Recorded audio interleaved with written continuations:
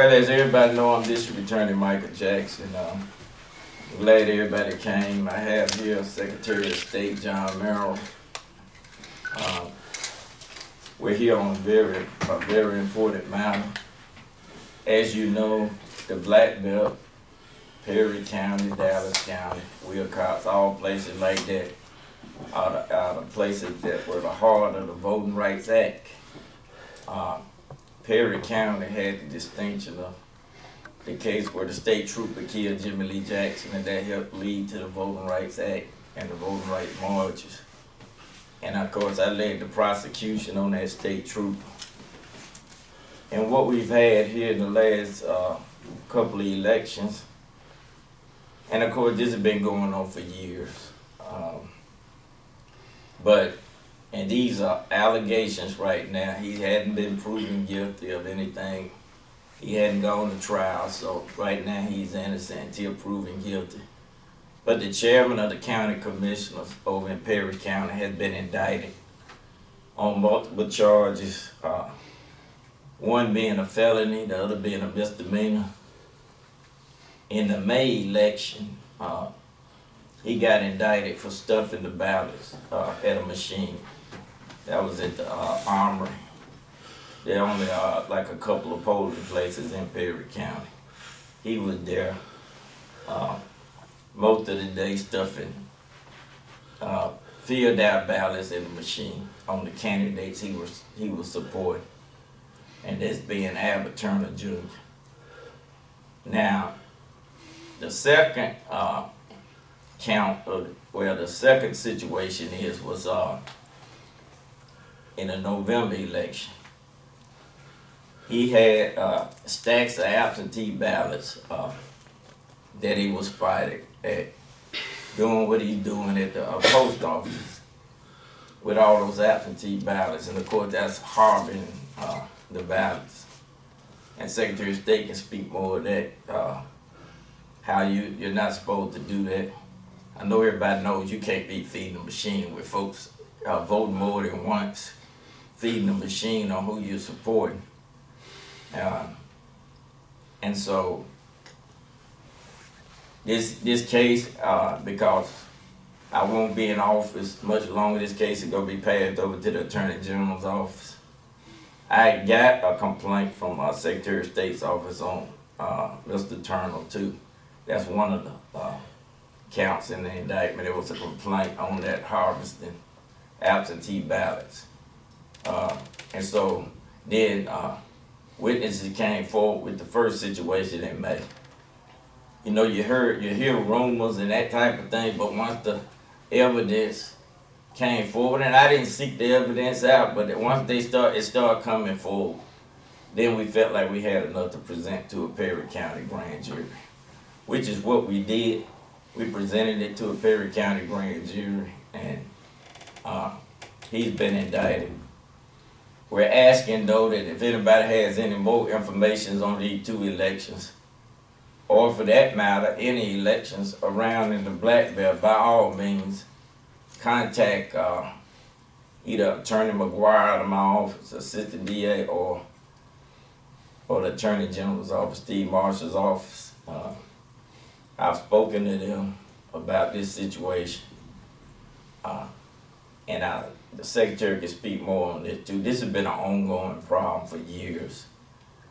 Prior to him becoming Secretary of State, when Bev Chapman was here, we had a situation in Perry County where there were allegations about voter fraud going on, outrageous allegations about how votes were being sold, and that type of thing. So I've heard the cry of the citizens and people that are running for office about, please, we have to clean up these elections in the Black Belt. Not just citizens, but people running. It discourages people from running if you know your opponent is going to have 1 million absentee ballots, or your opponent is going to do something with the machine or that kind of thing. So that discourages people from running. But it also discourages people from voting. Because what do you hear from a lot of people? On my vote, doesn't count. It doesn't matter. Because they think something fraudulent is going on. Justice is not always swift, but it's steady. Some folk that are running around committing all this voter fraud, they don't think they're going to get caught. And the brazenness of what happened in these two elections, that's just brazen. And to have the poll watchers distracted while you're feeding the machine on the candidates you want to win. And so, I'm going to turn it over to Secretary of State Merrill, and I might come back up, and then we're going to open it up to questions you all can either ask me or the Secretary. Thank you. I'm going to turn it over to him. Thank you, Counselor. It's great to be in Selma today. We are so appreciative of the leadership that's been demonstrated by the District Attorney in this particular instance. I will tell you, I've had the privilege to serve you as your 53rd Secretary of State for the last 7 years, 11 months, and 22 days. And in that time, I have yet to find a District Attorney in any one of the circuits in Alabama who has been more committed to doing things the right way, especially when it comes to voting rights, securing voter rights, and prosecuting people who are violating voting rights, more so than District Attorney Michael Jackson. He's been a good friend to me. He's been a good friend to the people of this circuit. He's been a good friend of the state of Alabama, and I have enjoyed working with him. He's done a tremendous job, and I am unfortunately not necessarily excited to be here today, but I am excited that we continue to pursue justice whenever justice is required in these particular areas. Now, I think it should also be known that one of the things that we've done in our office since I became the Secretary January the 19th, 2015, is we wanted to ensure that each and every eligible U.S. citizen that's a resident of Alabama would have the opportunity to become a registered voter and obtain a photo ID. And since January the 19th, 2015, as of today, we've registered 2,211,400 new voters in the state of Alabama. We now have a record 3,701,539 registered voters in the state of Alabama. Per capita, no state in the union has done what we've done. But we didn't want to stop with just voter registration. Voter participation is also very important. And in the 46 elections that I've administered, we've broken every record in the history of the state for voter participation as well. I want to make sure that you know that our singular goal, since I've been your secretary, is to make it easy to vote and hard to cheat. That's something that District Attorney Jackson has helped us do and helped us promote by working together with us on task forces and other committees as has been required. One of the things that we started in March of 2015 was the Alabama Election Fairness Project. That project was designed to enable the citizens of Alabama to be able to communicate instances that they may have observed where irregularities, inconsistencies, or improprieties may have been introduced in the elections process. In doing so, they would have a mechanism that they could report to the Office of the Secretary of State. We involved the Alabama Law Enforcement Agency and the Alabama Attorney General's Office and district attorneys throughout all circuits in the state to make sure whenever an instance was reported that we would be able to fully investigate it. If it was warranted, we wanted to make sure those people were investigated, indicted, and prosecuted to the fullest extent of the law. Since March of 2015, when we established this process, we have had 1,806 instances that have been reported to our office. 1,805 of those have been adjudicated prior to today. With the indictments that have been handed down against Commissioner Turner, that brings that total to 1,806. We're excited about that.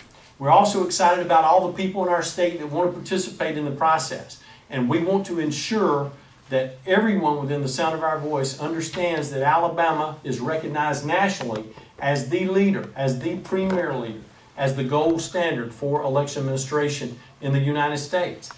That's been recognized by Concerned Women for Good Government in Washington, the Heritage Foundation in Washington, and by the University of Southern California in Los Angeles. There are prescribed means and methods to voting and participating in the process of electoral participation through election administration in Alabama, whether it's in person or whether it's through the absentee process.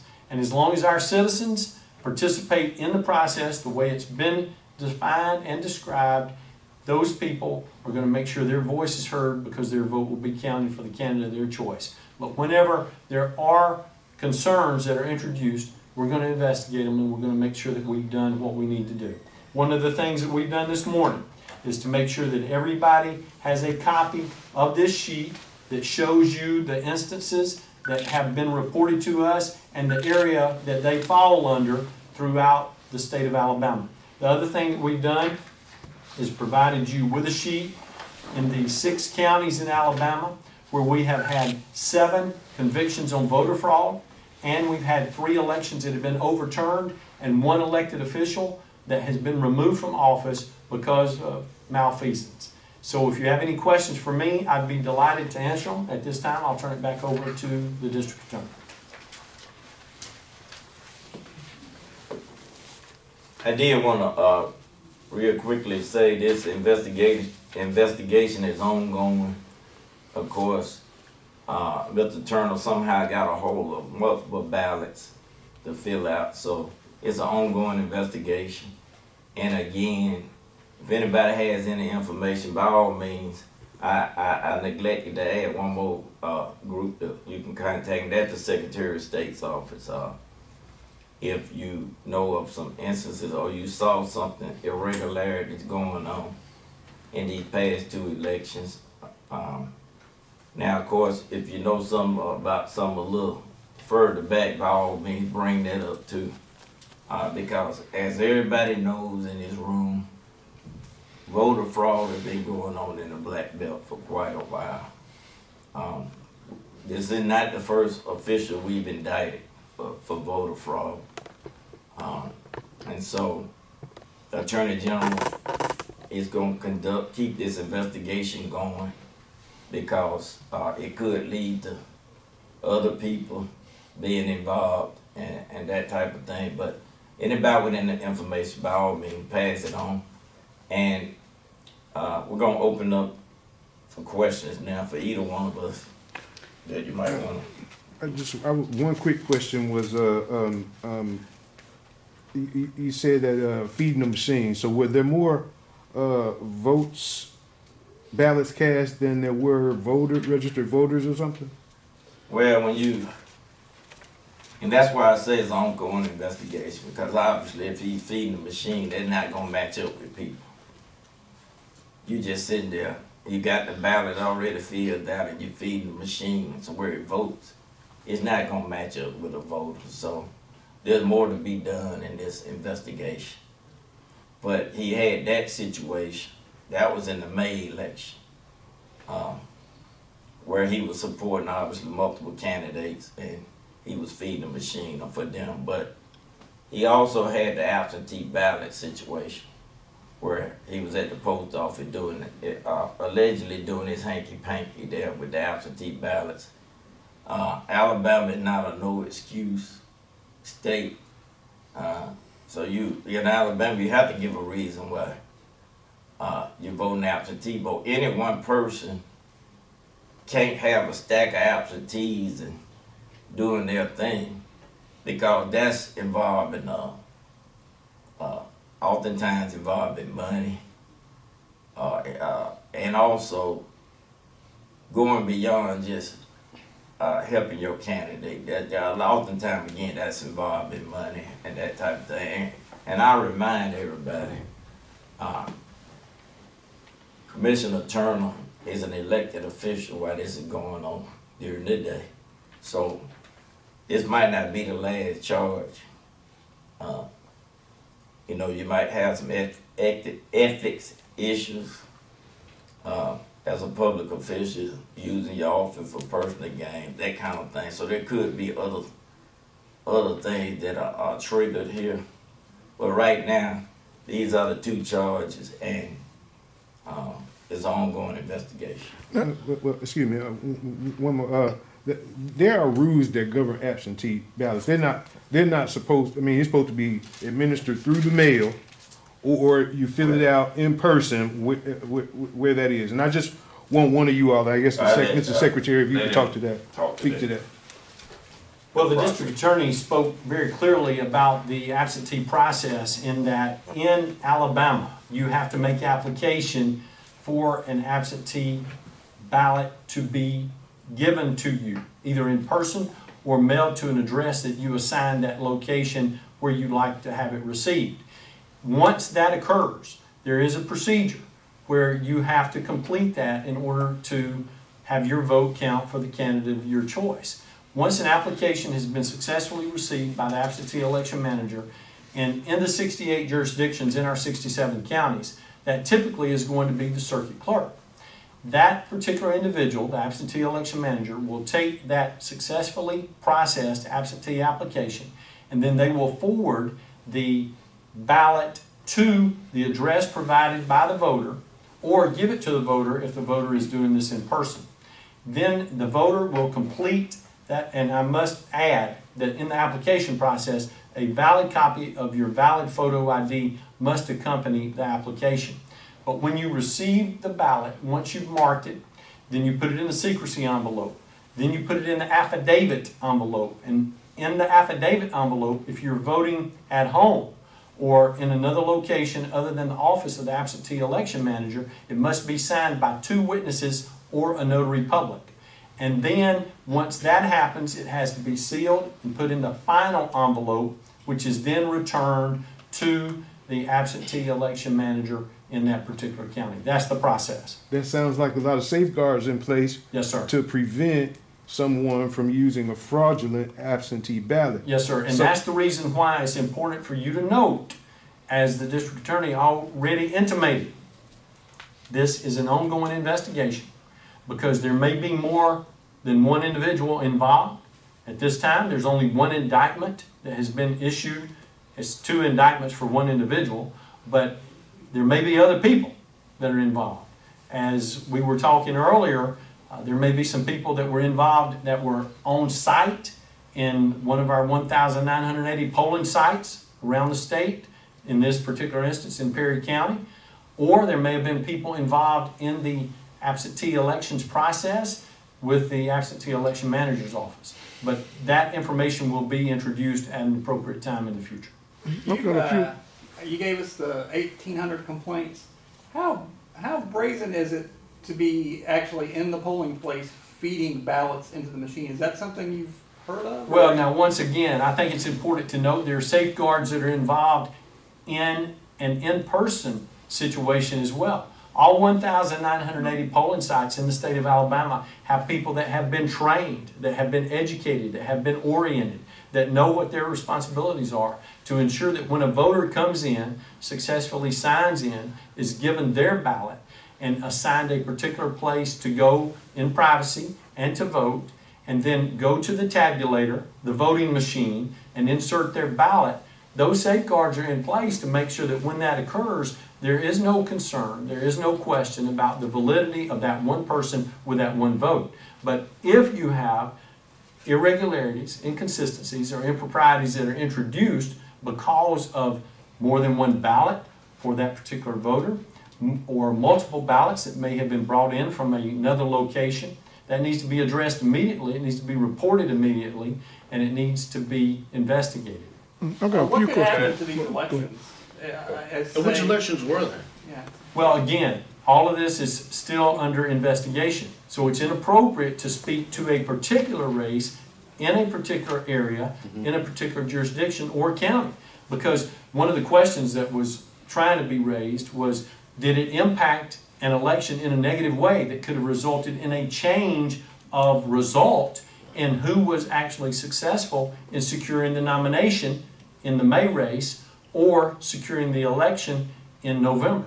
And so all of that will be forthcoming at an appropriate time. So now, I have a few questions. So, Wait, let me address further that you got to understand that he's the chairman of the county commission, so step up to your mic, Mike. he's the chairman of the county commission, so if he's doing something improper that somebody see, it's less likely that somebody gonna go and confront him. That's human nature. He's the chairman of the county commission. Some people might think he has some right to be someplace where he doesn't have a right on election day. And there might be a fear factor of you seeing this, but you don't want to say anything. You know how small towns are, and that type of thing. And that's why officials like us come into play to try to let the citizens know you don't have to be afraid. Somebody gonna take the mantle up and try to do something about it. So you don't have to be afraid. And fortunately, we had folks to come forward who weren't afraid and wanted something done, because voting and elections are at the heart of our democracy. So, but I did want to add that. But again, it's the May election, November election. I don't want to get into how it might have affected something and that kind of thing. But that's for well, again, it's an ongoing investigation. That's why I leave that. Now, the incoming district attorney for this circuit, is he not related to Commissioner Turner? Cousins. That's his first cousin, but again, I'm not gonna get into all that. Everybody knows that's his first cousin, but I'm not getting into that. Well, the reason why I'm asking, I'm saying is, can this office, would he be required to recuse himself He's if? going to the Attorney General. Oh, so that's where I'm headed with that. Okay. I've already spoken to the Attorney General's office yesterday, and it's going to their office to pick up the prosecution and the investigation of this, because obviously that'd be a severe conflict, and so it's going to the Attorney General's office. Okay, this question I would imagine would be for Mr. Merrill. Theoretically, if it's proven that there has been some irregularities in voter fraud, will it impact or affect any of the other races that took place in May and November? Great question, and it has a potential to, but of course it depends on exactly what occurred, when it occurred, who was involved. So it'd be inappropriate to comment on a specific instance at this particular time, but I do think it's noteworthy to register that the possibility is certainly there. The other question is, so if I'm standing and I have a stack of absentee ballots that I'm mailing, if they have been properly... Let me stop you right there and say that it's inappropriate, it's irregular, and it's unlawful for any individual to attempt to have any ballots counted other than that individual voter's ballot, whether it's returning it to the absentee election manager's office or whether it's actually mailing it. If someone gives you a sealed envelope to mail on their behalf, then you certainly can do that. But if you have a ballot that is not secure, doesn't follow the protocol that I mentioned with the secrecy envelope, the affidavit envelope, and then the sealed mail envelope, and you're attempting to do something with that particular instrument to have it counted in a particular nomination process or the elections process, not only is it inappropriate, it's illegal. So that's my question. So, but it would not be illegal if I had 10 ballots that were already sealed properly and I took it to the... Well, as a matter of fact, a lot of places, assisted living facilities, nursing homes, community centers, senior centers, oftentimes will collect those sealed secrecy envelopes that are inside the affidavit envelopes, that are inside the mail envelope, and actually return those with postage to a post office to be mailed. But unless it's the absentee election manager personally, it is inappropriate, it is unlawful for any individual to collect those, whether that person works at one of those facilities I just mentioned or whether they're a well-intentioned citizen, for them to collect those and return them. As the district attorney said, that's ballot harvesting, which is against the law in Alabama. And stuffing, can you define what stuffing is? Well, basically it would be inserting more than one ballot in a tabulator on election day when that's against the law. The law only allows for a singular voter in good standing in the state of Alabama to submit his or her ballot in the tabulator to be counted in that nomination process, in the runoff process, or on election day in the general. Mr. Mayor, if I could go back to one question, just to make clear. Although inappropriate at this time, there is the potential that some or whatever elections could be affected once the investigation is complete. Well, that's always a possibility, Uh-huh. but there are a number of factors that are going to have to be evaluated, and those variables are all part of that formula to determine if things actually went the way that they were supposed to go.